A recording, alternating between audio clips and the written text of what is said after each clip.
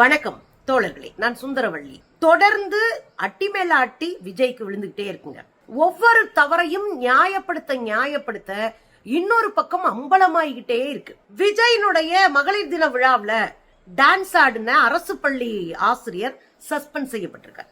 நாம அடுத்த முறை ஆட்சிக்கு வந்துருவோம், அப்ப நம்ம எல்லாத்தையும் திரும்பி கொடுக்கிறோம் அப்படின்னு 25 லட்சம் லஞ்சமா பெற்ற மாவட்ட தலைவரை காப்பாற்ற நிர்மல் குமார் பேசியது ஆதாரத்தோடு வெளியாகிருக்கு. இதை தாண்டி சிபிஐ கரூர்ல நடந்த ஷூட்டிங்கை பத்தி கேள்வி மேல கேள்வி கேட்டு தொலைச்சி எடுத்திருக்கிறாங்க.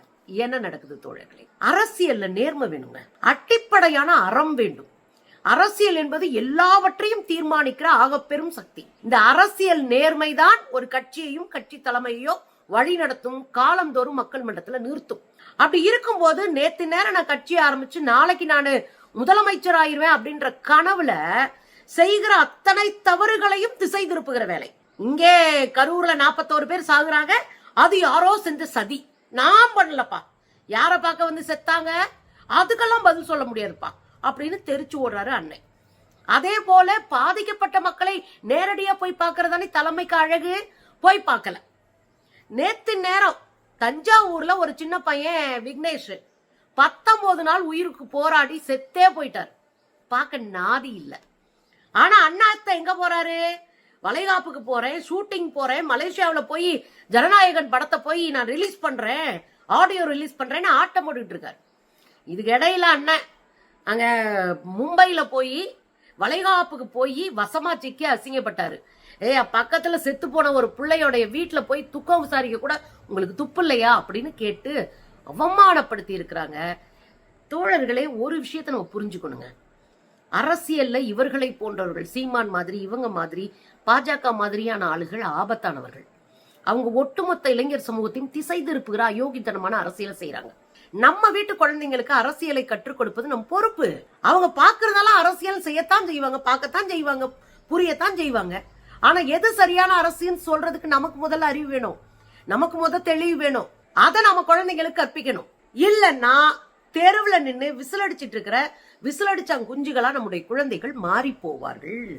நாம தான் குழந்தைகள் மீது அக்கறையோடு அவர்களை வழி நடத்தணும். இதுல என்ன கொடுமை நடக்குது தமிழ்நாட்டுலன்னா, பையன் தான் அப்படி இருக்கானா, அம்மா அம்மாருங்க அதை விட தாண்டி இருக்கு. இது என்ன மாதிரியான மனநிலைனே புரியல. விஜய பார்த்து அப்படி இது சினிமா நடிகர், அவ்வளவுதான். அவர் நல்லா நடிச்சாருன்னா கை தட்டுங்க, நல்லா நடிக்கலாம் விமர்சனம் பண்ணுங்க, அவ்வளவுதான் விஜய்க்கு நாம கொடுக்க வேண்டிய இடம். சரி, அரசியலுக்கு வராரா? தெளிவான அரசியல் இருக்கா? திட்டமிட்ட ஒரு அரசியல் இலக்கை நோக்கி போறாரா? மக்களிடம் ஒரு பண்பாட்டை விதைக்கிறாரா?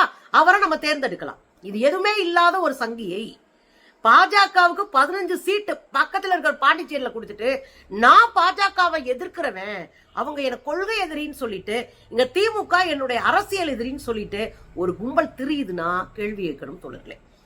ஒரு டீச்சர், அந்த அம்மா பேரு கிருஷ்ணவேணி, அவங்க தஞ்சாவூர்ல இருக்கக்கூடிய சங்கரநாதர் குடிகாடு என்கிற ஊர்ல இருக்கக்கூடிய ஊராட்சி ஒன்றிய நடுநிலை பள்ளியினுடைய தலைமை ஆசிரியர், ஒரு நடுநிலை பள்ளியினுடைய தலைமை ஆசிரியரா அவங்க இருக்கிறாங்க. அவங்க விஜயுடைய மகளிர் தின விழாவுக்கு போயிருக்கிறாங்க. போனவங்க மட்டும் இல்லாம கோடம்பாக்க ஏரியா, கூத்துப்பாக்க வாரியா, குத்தாட்டம், என்னோட ஆர்டர் ரெடியார் மேடையில் ஆடி இருக்காங்க. இந்த வீடியோ வைரல் ஆகுது. ஒரு கட்டத்துல இவங்க யாருன்னு ஐடென்டிட்டி பண்ணப்படுது. கடைசியில் இன்றைக்கு கல்வி நிர்வாகம், கல்வித்துறை, அந்த நிர்வாகிகள் இன்றைக்கு அவங்க மேல நடவடிக்கை எடுத்திருக்காங்க, சஸ்பெண்ட் செய்யப்பட்டிருக்காங்க. ஒரு ஆசிரியர் எவ்வளவு பகுத்தறிவோடு இருக்கணும். ஒரு ஆசிரியர் பணி சாதாரண பணியா? நான் ஒரு 3-4 தலைமுறை ஆசிரியர் குடும்பத்துல இருந்து வர்றேன். ஞாயிற்றுக்கிழமை கூட எங்க அம்மா போய் பள்ளிக்கூடத்துல உட்கார்ந்தவங்க. ஆயிரக்கணக்கான பிள்ளை எங்க அப்பா படிக்க வச்சவர். இன்றைக்கும் எங்க அம்மாவையும் அப்பாவையும் நினைச்சா அவ்வளவு பேர் பேசுவாங்க எங்க கிட்ட. எங்க அம்மாவை பார்த்தாங்கன்னா எங்கேயோ ஒரு ஸ்டூடெண்ட் நிப்பாங்க. அதுதான் கல்வி பணி. நீங்க ஒரு பகுத்தறிவை குழந்தைங்களுக்கு கொடுக்கணும், குழந்தைய நேர்வழிப்படுத்தணும். அதை விட்டுட்டு குத்தாட்டம் ஆடிட்டு இருந்தீங்கன்னா, ஆடுறது தப்பு கிடையாது. ஆனா நீங்க ஒரு அரசியல் கட்சியிலும் ஒரு அரைவேக்காட்டு அரசியல் கட்சி மேடையில் ஆடுறீங்க. இதுல ஒரு விஷயத்த புரிஞ்சுக்கணும். ஆசிரியர்கள் நேரடியாக அரசியலுக்கு நிக்க முடியாது. ஆனா நீங்க ஒரு ஆசிரியர் சங்கத்தை உருவாக்கி, உங்க அண்ணன் கட்சியிலே கூட ஒரு ஆசிரியர் சங்கத்தை உருவாக்கி, அதுல போய் நின்றுகிட்டு நீங்க பேசலாம், வைக்கலாம், எல்லாம் பண்ணலாம். நேரடியாக தாவேக்கா என்கிற ஒரு பொது கட்சியில போய் சேருவது சட்டத்திற்கு புறம்பானதுன்னு புரிஞ்சுக்கோங்க. கடைசியில ஒரு குத்துப்பாட்டுக்கு வேலை போச்சு. சிபிஐ என்ன பண்ணிருக்கிறாங்க அப்படின்னா, 3வது முறை நம்ம அண்ணா போனார் இல்லையா விசாரணைக்கு, வச்சு கொடன்னு குடைஞ்சிருக்கிறாங்க. நீங்க தொடர்ந்து உங்கள் மீது ஒரு குற்றச்சாட்டு வைக்கப்படுது. பாருங்க, இந்த இதெல்லாம் பாருங்க. இந்த வீடியோக்கெல்லாம் பார்த்தா ஏதோ நீங்க ஷூட்டிங்காகவே எல்லாம் பண்ற மாதிரி இருக்கு அப்படின்னு ஆதாரங்களை எடுத்து போட்டு விஜய் அவர்களிடம் போய் கேள்வி கேட்டிருக்கிறாங்க. அப்ப அவர் தக்காப்புக்கான்னு உளறிட்டு வந்திருக்காருன்னு வச்சுக்கோங்களேன். அந்த ஆதாரங்களை எடுத்து சிபிஐ துருவி கேள்வி கேட்டிருக்கு. ஒருவேளை கூட்டணிக்கு போனா ஐயாவுடைய ஆசி இல்ல, 56 இன்ச் மோடி ஆசி இல்ல, அவர் தப்பிச்சிருப்பாரு. கூட்டணிக்கு போனா தமிழ்நாட்டில் ஓட்டு போட மாட்டாங்கன்னு தெரியும். ஏன்னா பாஜகவை எங்க வைக்கிறோம்னு நமக்கு நல்லாவே தெரியும். அதனால அண்ணன் தப்பிச்சு நிக்கலாம் அப்படின்னு பாக்குறாரு. முடியல, போட்டு பொழக்கிறாங்க. ஆதாரங்கள் சிக்கி இருக்குன்றதுனால சிபிஐ இவரை விடல. வெயிட் பண்ணிக்கிட்டு இருக்க, ஒரு காரணத்தை சொல்லி பிடிச்சி உள்ள தள்ளுறதுக்கு வெயிட் பண்ணிட்டு இருக்கு சிபிஐ. இதுக்கு இடையில கூட இருக்கிறவங்களாச்சும் குணநலமா பேச வேணாம். தம்பி ராஜ்மோகன் எனக்கு 15-20 வருஷமா தெரியும், 15 வருஷத்துக்கு மேலேயே தெரியும். தம்பி ராஜ்மோகன் எங்க கூட எல்லாம் பட்டிமன்றம் பேசினார் ஒரு காலத்துல. அவர் இந்த கட்சிக்கு போயிருக்காருல, பேசும்போது கவனமா பேச வேண்டாம். இது குறித்து மக்கள் பேசும்போது அவர் ஒரு ட்வீட் போடுறாரு, கீழே போய் ஒரு கமெண்ட் போடுறாரு. அது வைரல் ஆகி போச்சு. அந்த கமெண்ட்ல என்ன பண்றாரு, எங்களை சினிமா ஷூட்டிங் எடுத்தாங்கன்னு அவதூறு பரப்புறாங்க எங்க மேல. ஆனா நாங்க ஷூட்டிங் எல்லாம் எடுக்கல, ஒத்திகை பார்த்தோம் அப்படின்னு போட்டு சிக்கிருக்காரு.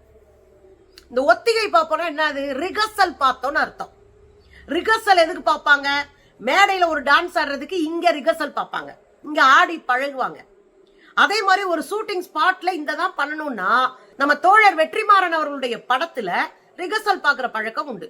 இன்னும் சில முக்கியமான காட்சிகள் வர படத்துல இப்பெல்லாம் டைரக்டர்கள் ரொம்ப டெடிகேட்டடா ஒர்க் பண்ணுவாங்க. சோ ரிகர்சல் பாக்குற பழக்கம் உண்டு. ஆனா இப்ப ராஜ்மோகன் சொன்னது மாதிரி இந்த கரூர் சம்பவம் நடந்ததுக்கு பின்னாடி இந்த கும்பல் ரிகர்சல் பார்த்து இருக்கிறது. அப்படின்னா என்ன அர்த்தம், பெரும் கூட்டத்தை வர வைத்து அவங்க வெளியே போக விடாம கையை பிடிச்சு மனித சங்கிலியாக்கி அவங்களை வெளியவே போக விடாம உள்ள கொண்டு போகாதன்னு அங்க இருக்கிற டிஎஸ்பி தடுத்தும் அந்த பெரிய வேனை, அந்த பெரிய பஸ்ஸை கொண்டு உள்ள நிப்பாட்டி 41 பேரை கொன்னுபிட்டு இந்த கும்பல் என்ன சொல்றது, ரிகர்சல் பார்த்தோம், நாங்க ஒத்திகை பார்த்தோம் பேசுறாங்க. அப்ப எதுக்கு தம்பி ஒத்திகை பார்த்தீங்க? உங்க ஒத்திகைனாலதான் 41 பேர் செத்து இருக்கிறாங்க. நீங்க ஜனநாயகன் படத்துல பல லட்சம் பேர் தொடர்ந்து ஐயா தலைவா நீங்க தான் அரசியலுக்கு வரணும் அப்படின்ற காட்சியை செட் பண்ண ட்ரை பண்றீங்க.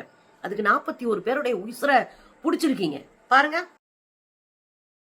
இது கடையில சமுத்திரகனி ஒரு வீடியோ பேசினார், ஞாபகம் இருக்குங்களா? நம்ம ஏற்கனவே பேசிட்டோம்.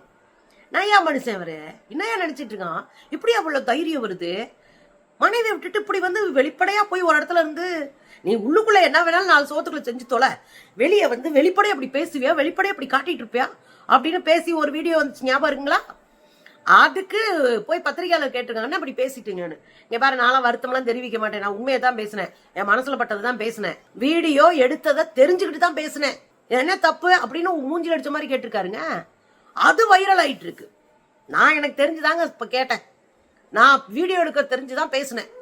எனக்கெல்லாம் நான் மனசு ஒன்றும் ஐயோ இப்படி பேசிட்டோம் கிடையாது, ஐயோ இப்படி வெளியே வந்துருச்சோம் கிடையாது, கரெக்டா தான் பேசினேன், நான் கேட்டதுக்கு மறுப்பு தெரிவிக்க முடியாதுன்ட்டு போயிட்டாரு அவர். அது ஒரு பக்கம் பரபரப்பா போயிட்டு இருக்கு. இந்த நேரத்துலதான் சிடி நிர்மல்குமார் ஆதாரத்தோடு சிக்கியிருக்கான். உங்களுக்கு தெரியுங்க, ரொம்ப நாளா இந்த பிரச்சனை ஓடிக்கிட்டு இருக்கு. மதுரையில முத்துப்பாண்டின்னு மாவட்ட செயலாளர், தாவேக்காக்கு டிவிகேக்கு முத்துப்பாண்டின்னு ஒரு மாவட்ட செயலாளர், அந்த ஆள் என்ன பண்றா, எல்லாருக்கும் பதவி தர்றேன்னு லட்சக்கணக்கில் காசை கறக்குறான், பதவி தர்றேன்னு.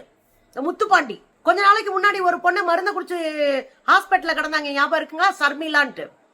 அந்த பொண்ணு மருந்த குடிச்சு ஆஸ்பத்திரியில கிடந்தப்போ அந்த பொண்ணு சொன்னாங்க, என்கிட்ட பல லட்சம் ரூபாய் வாங்கிட்டாங்க, நான் இடத்த அடமான வச்சு கொடுத்தேன், கையில இருக்க காசெல்லாம் கொடுத்தேன், ஐபோன் வாங்கி கொடுத்தேன், அதுக்கு வட்டி கட்ட முடியல, அதுக்கு இஎம்ஐ கட்ட முடியல, நான் ரொம்ப நொந்து போய் கேட்டேன், எனக்கு பொறுப்பும் கொடுக்கல பதவியும் கொடுக்கல, வேற ஒரு பணக்கார பொண்ணு கொடுத்துட்டாங்க, கடைசியில என்னால கடனும் கட்ட முடியாம கட்சி வேலையும் செய்ய முடியாம நான் மருந்தை குடிச்சிட்டேன் அப்படின்னு உள்ள இருந்தாங்க.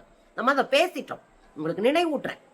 அவருடைய இணையர், அவருடைய கணவர் வர்றாரு, அவர் பத்திரிகையாளர்களுக்கு ஆதாரத்தை எடுத்துட்டு பேசுறாரு. பத்திரிகையாளர்கிட்ட ஆதாரத்தை எடுத்துட்டு அவர் பேசும்போது சொல்றாரு, இந்த மாவட்ட செயலாளர் முத்துப்பாண்டி இருக்காருல்ல, அவர் ஒரு அலுவலகம் வைக்கிறார், அந்த அலுவலகத்துக்கு தேவையான பல பொருள்களை வாங்கி கொடுத்துருக்காங்க, பிரிண்டர் வரைக்கும், பிரிண்டரு, சோஃபா, எல்லாம் என்னென்னமோ பொருள். அதுல ஐபோன் அவருடைய மகனுக்கு டியூல எடுத்து கொடுத்துருக்கு, ஐபோனும் மகனுக்கு எடுத்து கொடுத்துருக்காங்க. ஏன்னா இந்த பிள்ளைக்கு மாவட்ட மகளிர் அணி துணைத் தலைவர் பதவி கொடுக்குறேன்னு நாங்களாம். அந்த துணைத் தலைவர் பதவிக்கு 25 லட்சம் ரூபாய் செலவழிச்சிருக்கு இந்த பொண்ணு. அவங்க வீட்டுக்காரர் ஐடி விங்ல இருந்தாராம். ஐடி விங்ல இயங்குறதுக்கு அவர்கிட்ட பல லட்சம் கேட்க அவரை என்னால கொடுக்க முடியாதுன்னு வெளியே வந்திருக்காரு. அவர் தான் அதை வெளியே வந்து சொல்றாரு. சொல்லிட்டு ஒரு விஷயம் சொல்றாரு, 25 லட்சத்துக்கு மேல நாங்க செலவழிச்சிட்டோம். இது பெருசாகும் போது நிர்மல்குமார் போயிருக்காரு. நிர்மல்குமார் போய் என்ன பண்ணிருக்காரு, இங்க பாரு தம்பி, அடுத்து நம்ம ஆட்சி தான், நம்ம ஆட்சி வந்துருச்சுன்னா அவர் எப்படியாவது உங்களுக்கு அந்த பணத்தை கொடுத்துருவாரு. எனக்கு புரியல, உங்க ஆட்சி வந்தா எப்படியாவது எப்படி கொடுப்பாரு? அப்ப என்ன பண்ணுவீங்க? ஊழல் பண்ணுவீங்க. அப்ப என்ன பண்ணுவீங்க?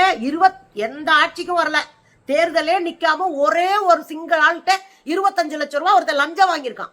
அவனை கட்சியை விட்டு தூக்கி வெளியேறியாம அவனை வச்சுக்கிட்டு நீங்க பேரம் பேசுறீங்கன்னா அவன் உங்களுக்கு அவசியம். அந்த ஊழல்வாதி உங்களுக்கு அவசியப்படுறான். அதனாலதான் நீங்க என்ன பண்றீங்க, அவனை காப்பாத்துறதுக்கு ட்ரை பண்றீங்க. இந்த எலெக்ஷன்ல தாவேக்கா ஜெயிச்சிருமா, ஜெயிச்சு முதலமைச்சர் ஆயிருவாங்களாம். இவங்க ஆட்சிக்கு வந்த பிறகு எப்படியாவது உங்களுக்கு 25 லட்சம் இவர் கொடுத்துருவாரு. அது வரைக்கும் இவர் மேலேயோ இந்த முத்துப்பாண்டியோடைய மகன் சஞ்சய் மேலேயோ நீங்க கேஸ் எல்லாம் கொடுத்துறாதீங்க அப்படின்னு அவரு வாட்ஸ்அப்ல இருக்கிற கால் மூலமா வந்திருக்காரு. ரெக்கார்ட் பண்ணிடுவாங்கன்னு வாட்ஸ்அப் கால் மூலமா வந்திருக்கிறாரு அவர். முதல்ல நீங்க ஊழலை ஒழிக்க பிறந்தவங்க, எல்லாத்தையும் தலைகீழா மாத்த பிறந்தவங்க, எல்லாத்தையும் காப்பாத்த பிறந்தவங்கன்னா அடிப்படையில உங்ககிட்ட நேர்மை வேணும். ஒருத்தன் ஒரே ஒரு பொண்ணுகிட்ட 25 லட்சம் ரூபாய் வாங்கி செமிச்சு விட்டான்னா அவனை தட்டி கேட்க முதுகெலும்பு இல்ல. நீங்க என்ன மாற்றத்தை தமிழ்நாட்டுல செய்ய போறீங்க? இன்னும் கேடுகட்டத்தனமா நீங்க செய்ய போறீங்க. பாஜகவுக்குலாம் டஃப் கொடுக்கிற வேலையை பார்ப்பீங்க. நாம் தமிழருக்கெல்லாம் நாமெல்லாம் அப்படி அப்படின்னு திரள் நிதி திரட்டுறதுல நாத்தாக்கா பெரியாள்னா நீங்க அடிச்சு கொண்டு வந்து சேர்ப்பீங்க போல இருக்கே. அந்த பையன் என்ன பண்றாரு, ஆதாரத்தெல்லாம் எடுத்துட்டு வந்துட்டார். எல்லா ஆதாரத்தையும் பத்திரிகையாளர் முன்னாடி காட்டுறாரு. எங்க ரூபாயை வாங்கி கொடுங்கன்னு கேட்டோம். நிர்மல்குமார் இப்படி பேசிட்டாரு பாருங்க. மாநாட்டுக்கு செலவு பண்ணியிருக்கோம். மதுரையில் நடந்த 2ஆம் மாநாட்டுக்கு வந்து நாங்க வந்து செலவு பண்ணியிருக்கோம். 2 லட்சம் ரூபாய்க்கு மேல செலவு பண்ணியிருக்கோம். அதுக்கான ப்ரூஃப் எல்லாமே எங்க கிட்ட இருக்கு. ஏன்னா நமக்கு வந்து பின்னாடி வந்து தலைமை பொறுப்புல இருக்கிறவங்க சிடிஆர் நிர்மல்குமார் இருக்காரு அப்படின்னு சொல்லி அவருமே என்னிடம் பேசுறாரு. வாட்ஸ்அப் கால் மூலமா தகவல் பண்ணி பேசி இந்த மாதிரி அவங்க கொடுத்துருவாங்க, கட்சி நம்ம ஆட்சிக்கு வந்துடும், ஆட்சிக்கு வந்தோடனே எப்படியாவது அவங்க பணத்தை திருப்பி கொடுத்துருவாங்க.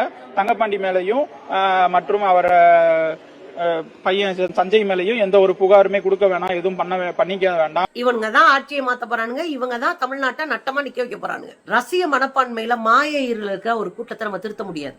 ஆனா அடி வாங்குவானுங்க. அந்த பலத்த அட்டியில அவன் திருந்துவான். எனக்கு நம்பிக்கை இருக்கு. தமிழ்நாட்டுல அப்படி திருந்தி ஒழுங்கான வழிக்கு போன பலரையும் நான் பார்த்திருக்கேன். இப்ப வாங்குற அடியில நீங்க திருந்துவீங்க, அது வேற விஷயம். ஆனா தொடர்ந்து மக்கள் மன்றத்துல பொய்யையும் புரட்டையும் பேசி ஆதாரப்பூர்வமா சிக்கினாலும் ஒரு கூட்டம் உட்கார்ந்து முட்டு கொடுக்குறீங்க பாருங்க, அது உங்களுக்கு நீங்களே வைக்கிற சூனியம், உங்களுக்கு நீங்களே வைத்துக் கொள்ளுகிற ஆப்பு, உங்களுக்கு நீங்களே இறக்கி கொள்கிற இடி. ஒண்ணும் பண்ண முடியாது.